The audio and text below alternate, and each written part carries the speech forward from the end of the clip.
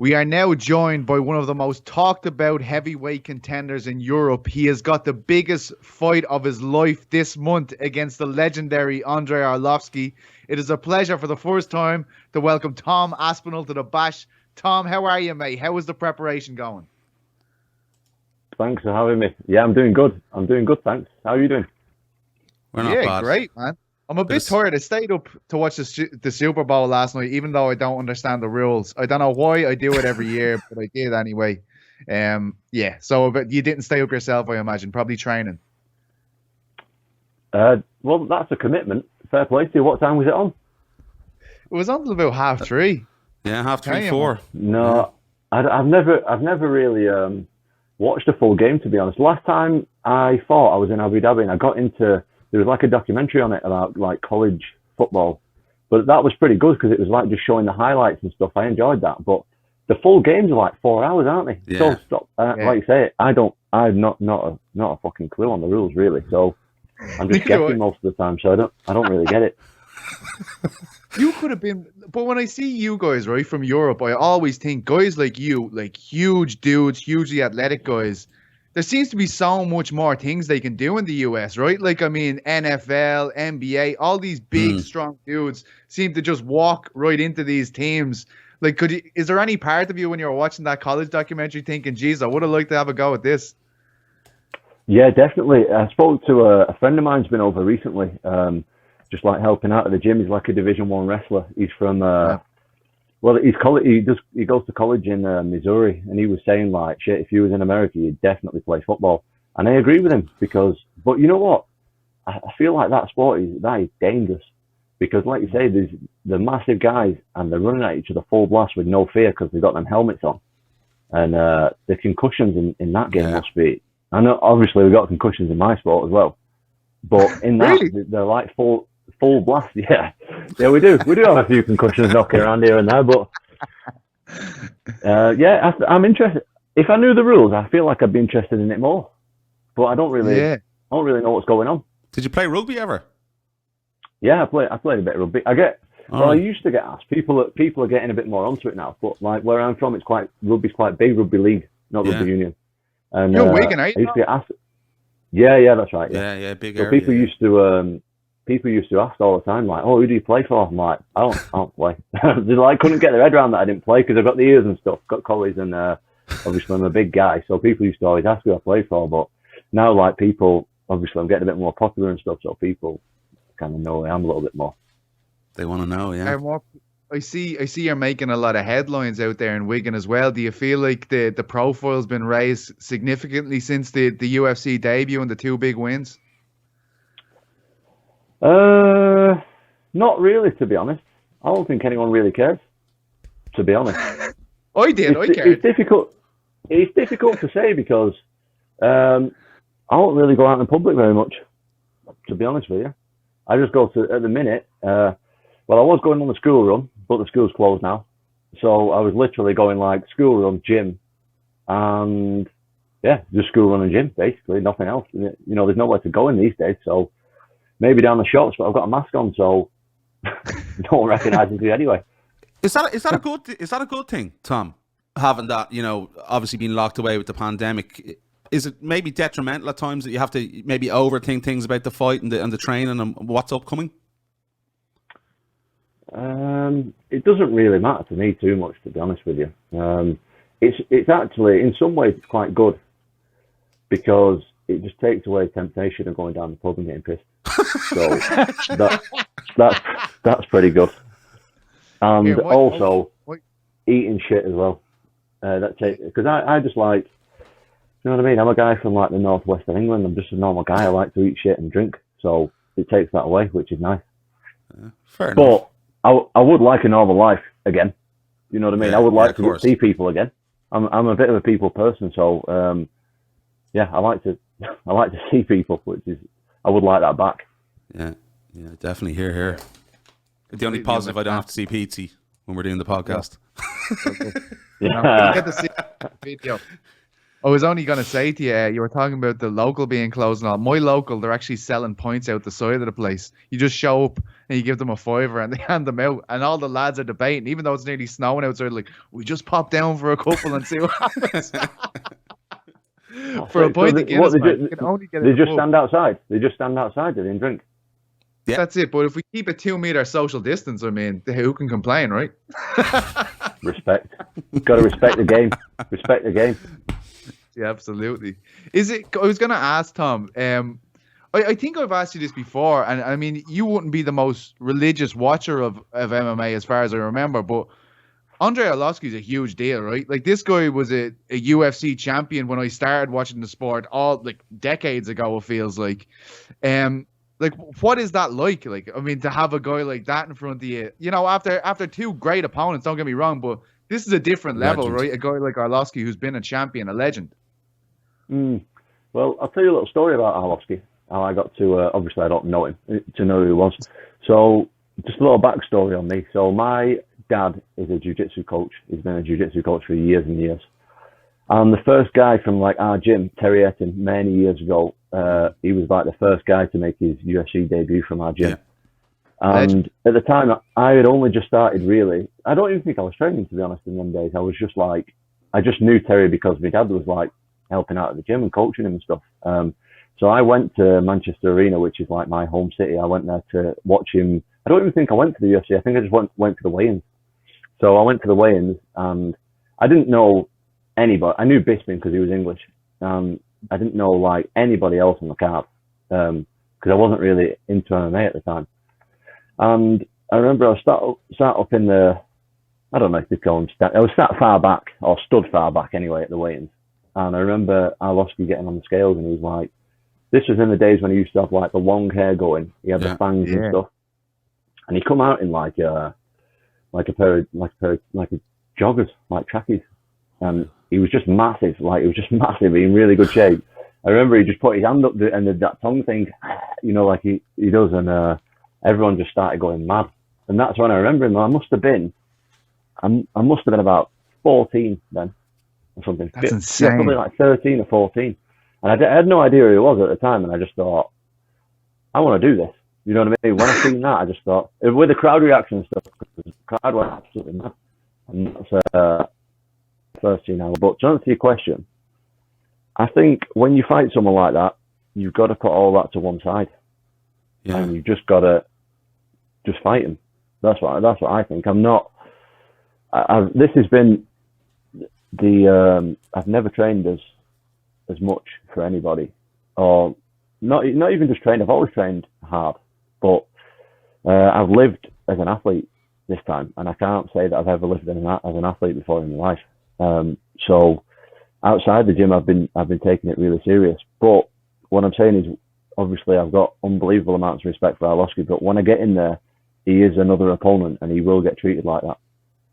That's amazing though, Tom, right? Like, I mean, you're a 14-year-old kid looking at this dude weighing in, and that's the first time you remember going, Jesus, I could do this. That's incredible, right? Like, that is an insane situation. Even though you have to separate it, that is pretty crazy. Yeah, I mean, I've been to events before, because like I said, my dad was like heavily involved with MMA, but when I went to the other events, it was more like, they were just like, it was a cage in a bar, basically, and people would be brawling. But whereas when I went to watch like the weigh-ins at the end, it was like a couple of thousand people just to watch the weigh-ins, and it was like a big event. And that's when I really realized, like, oh shit, like this is good. You know what I mean? It's not just two guys brawling. Like this is like an event as opposed to just two guys having a scrap. So that is when I was like, I wouldn't say that's the moment that I wanted to be involved in MMA, but that was definitely a fact where I was like, oh shit, this is like. I want to do this. That's absolutely for the purpose of the headline. We're gonna say this is when you wanted to be an MMA fighter. All right, like we're gonna have to just edit that part out and like, yes, this is the time that Tom wanted to be an MMA fighter when he saw Arlovski. You can put it in. You can do what you want. You can put that in if you want. Whatever. It's some story. That's incredible. It's like Conor McGregor's story when he was at UFC in Dublin when Chuck Liddell was fighting and stuff like that. Absolutely amazing. But listen, considering your first two UFC performances, in the manner in which you ended the fight and finished the guys, do you feel as though you might finish Andrei Arlovski's career in this fight? I don't know about his career, but I think I can stop him for sure. I know. You know what? I was speaking to my coach recently about fighting these top guys and stuff. He said, like, what do you think? Blah blah blah. Not about Arlovski. Just I was saying I was bigging someone up. I can't even remember who it was. I was saying, fucking hell, he's good. And then he said, has he got a chin? And I said, yeah. And he said, well, you can beat him then. And I thought, yeah, fair enough. Fair enough. He is right there. You know what I mean? If I feel like I possess a God-given gift that if I hit anyone, that I can knock them out. I really like. I feel like my ego's pretty in check for an MMA fighter. I think a lot of people, they talk a lot of shit and stuff, but I truly believe that if I hit anyone on the chin, I can knock them out. I truly believe it. And what do you think of Alexander Arlovski's chin then? People have maybe criticised him over the last sort of number of years in terms of him getting a little bit chinny and a little bit older, and he's obviously put a good winning streak together now. How do you assess him on his chin? I don't assess anyone's chin worse than anyone else's chin. Like, if I put an MMA glove on my missus and said, whack me as hard as you can in the chin, I'm pretty sure she'd knock me out. Like, that's not... I think the whole chin thing is just... Yeah. It's a bit weird that you asked, because look at the size of my chin. Everyone always mentions that. Chin, Tom. It's a fabulous chin. You're like a Roman statue, my friend. People are always... I've had to stop reading the comments, because people are like, nice guy, look at the chin. I'm like, fucking... Well, I know. I do own a mirror. Like, I've got a few mirrors in the house. I know what the chin looks like. So I got this bad beard, try and cover it up a little bit. I like it, man. I like it. It's a sign of power. Having a strong chin is a power. Look, I've got 1 and 2. It's all good, man. It's all good. But you're talking about your ego and stuff, Tom, and I agree with you. You're always so chilled out every time we talk to you. And I guess this fight, right, by virtue of the fight, when they put a guy who's a legend against a young gun, that's coming in and putting the division on notice with his first 2 performances there.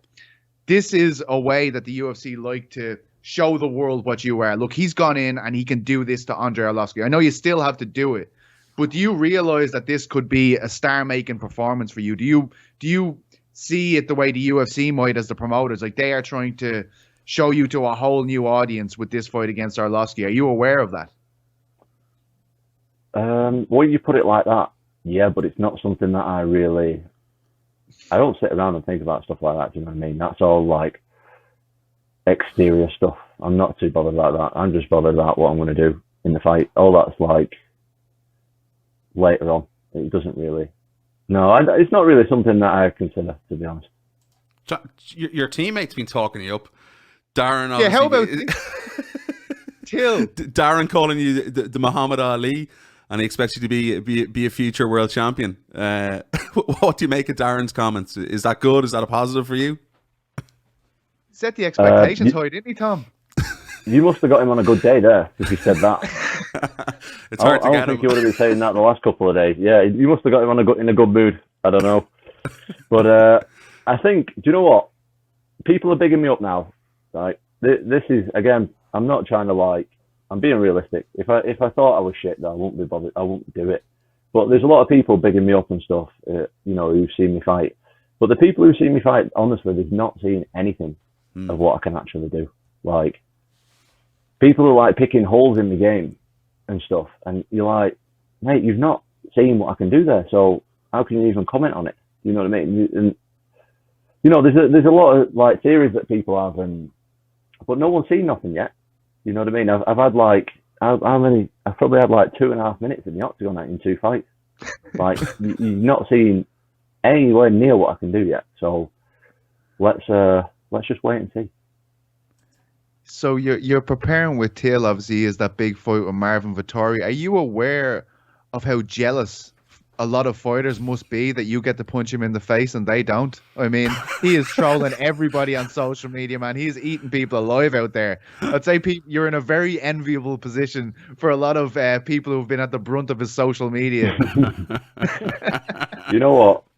These Americans and stuff, they just don't understand, do they? They don't get it. They don't get They it. they just don't get it. Like, it's funny. Like, take it for what it is. Like, chill, enjoy it, laugh at it. I don't know. Like, if someone was doing that to me, I think I'd find it pretty funny. But these Americans, they just don't seem to get it, do they? A lot of them. They're just so they get the feelings hurt very easily, it seems. And Darren seems to actually enjoy it when they fire back at him. Like, I'd say you actually have a good bit of crack laughing at the back and forth when they tried to get him, at least. Yeah, some of the stuff. Till's just a funny guy, you know. You know what I mean? Yeah. People get all offended by him and stuff, but I think the thing with Till is like, it's one thing saying it to your mates and stuff, but he says it to everyone like they're his mate. So I don't think, especially online and stuff, it's hard to like realise that he's taking the piss. But like I say, Americans just don't get it, I think. Certainly don't. Tom, is there an ideal fight for you? You know, is there anyone you'd love to fight when you look through this heavyweight division? Obviously, Andrei Arlovski is up next, and he's obviously a legend. Do you look at the division and go, God, you know, I'd love to fight that guy? So I feel like I have a different theory on, I don't know, like my career path than other people have, or either that, or people are just bullshitting the way through. And I think it's a bit of both. I think it's mainly bullshit, to be honest. My theory of who I want to fight is, I want to fight the easiest people for the most money and get to the title the easiest way. That's what I want to do. Can't argue with that. There's nothing wrong with that. Yeah. So I think all these people, they're either stupid or they're just talking shit. That's what I think. I'd agree. You know, people say, "Oh, I just want to like leave it all in there." I don't want to leave it all in there. To be honest, I don't want to leave it in there. I want to come out of it safe. I want to come out of it safe with a lot of money and the title, and then I'll retire. That's what I want to do. There's nothing wrong with that. That's the most sensible approach I've ever heard, and you're dead right, mate. You're dead. You're dead. I don't know. A lot of people go down the like ego path, don't they? Want to look ahead in front of others. Like, mate, you're a professional fighter fighting in the number one organization in the world. Like, you don't need to try and prove to everybody how alpha you are. You know what I mean? You don't need to like, oh, I want the toughest fights against the toughest guys. Well, you might, but I don't. I want the easiest fights for the most money and get to the title as easy as possible and then retire and do something else with my life. That's what I want to do. That's fantastic. I love that. I love that. I agree. Tom, I was wondering, you know, obviously you're a former professional boxer. I know you're a BJJ black belt on top of that as well. But I was just watching, I don't know if you saw it, the Overeem and Volkov fight at the weekend. Yeah. And obviously Overeem's this monstrous kickboxer. He usually, when he's in a striking fight, it's very rare that he gets outclassed. But I thought Volkov's hands were beautiful. And I'm just wondering, is this now the boxing area? We've had wrestling areas, we have jiu-jitsu areas, we've had Muay Thai areas. Now at heavyweight, do you feel like it's the time for the boxers? Because I just was stunned by what Volkov did to Overeem on Saturday night, to be honest. It's rare that we see him beaten so completely on the feet. I don't think it's the boxing era at all. I think it's the era of the person who can mix it up the most. I think it's MMA these days. I don't think it's separated too much. But that Volkov, he's a problem for sure. He's really good with his size, especially. He looks a lot heavier now as well. I don't know if he is. I don't know. He just looks like he's. He filled out, didn't he? Definitely. Yeah, he looks like it to me. I don't know. I'd have to. To be honest, I've seen a few of his fights. That's it. So I'd have to go back and watch. But yeah, he just walks at you and throws. I think he didn't use his kicks too much, but he seems like he's a very good kicker. He's really long, and he like with his push kicks and stuff. He's definitely a problem. Yeah. He's not really getting the credit he deserves, is he? He's a don't dark feel- horse No. though, like, and I feel like he's like a villain out of a Rocky film, right? Like he definitely looks like Drago. It's the perfect name to give him Oh, yeah. because he does look like he could be a secret agent and is sent over by the Russians to destroy all the American heavyweights. That's just my view on the situation. Yeah, I really like him. I really like his style and stuff. Like he's really good. He's really, really good. You know, with a win over Andrei Arlovski, you know, Blades and Lewis are headlining that card, and that sort of seems like a natural sort of progression. One of those guys. Will you have your eyes on any of the other heavyweights on the card? Olenik's on that card too. Yeah. Olenik as well, yeah, on that card. Yeah, that's right. Do you have your eyes on anyone else? See, I think Blades and Derek Lewis, I feel like they're quite above my station at the moment. I'd like to fight maybe the winner of because I think there's 2 more heavyweight fights on. Is that right? Yeah. I think there's 4 heavyweight fights on the card. Yeah, So- Olenik and beat Daukaus. Dawkins. Yeah, And and Spivak's fighting too. Spivak's fighting an American guy. So yeah, yeah, Van I think der I really like them when they put like heavyweight fights around the same level, and you know, it should just make it winner against winner. I think that's like the best thing to do. I think the winner of Blades and Derek Lewis, I think they'll more likely be looking at a title shot kind of thing. They won't be looking at like up and comers, I wouldn't imagine. So I think maybe the winner of Daukaus and Olenek, or maybe the winner of Spivak and the other guy. There's a lot going on in the heavyweight division over the next few weeks, so it's exciting times. Yeah, you're supposed to fight Spivak as well, if I'm not mistaken. Is that correct? I've signed a contract 3 times to fight Yeah. Spivak. And He's for some dying to reason, get his it's just, hands on Spivak. Look at this. Give me Spivak. Give me Spivak. No, I don't. For some reason, the first time was obviously coronavirus and stuff. He got the COVID, so obviously that's understandable. And then the second 2 times just seemed a little bit dodgy to me. So we'll see. We'll see what happens anyway. 2 quick predictions before you go, Tom. First of all, Miocic v Ngannou 2. Who do you think will be holding the title after that fight? Oh, that's a tough question. I would love Miocic to win again. But, see, the thing is, obviously Ngannou has got serious, like, unbelievable power. And when you've done 25 minutes with him and you're lucky enough to not get knocked out, to do another 25, I think it's like a big ask. You know what I mean? But he really had his number the first time. And to me, I don't know, because obviously I'm not Ngannou, but he looked like he broke him, to me, if I'm being honest. So obviously that's a big mental advantage for Stipe. So I would lean towards Stipe, but I would not be surprised if he got knocked out in 30 seconds either. It's a mad one. Yeah, that's exactly how I feel. Yeah, no, it's a fascinating one. Yeah. And finally, Tom, it's been 2 first-round finishes and as many fights against Andrei Arlovski. Will you make it 3? Hopefully, yeah. Hopefully. Like I said, I'm not trying to go in there and have a war with anyone. Not at all. I like my brain being the way it is. Thanks. I don't. My brain's just fine. I'm not that intelligent as it is. I don't need to be less intelligent. So, yeah, if I can get them all done in 60 seconds or whatever, I'll do that. I love that. I think you're dead right. And we can expect you to call out John Jones immediately, I guess, in the middle of the octagon straight after, right? No, I don't want that smoke. I'm all right. I'm all right. I'm all right without that, thanks. I'm all right without that. I'm perfectly good. I'm enjoying my life without that, thanks. So I'm good.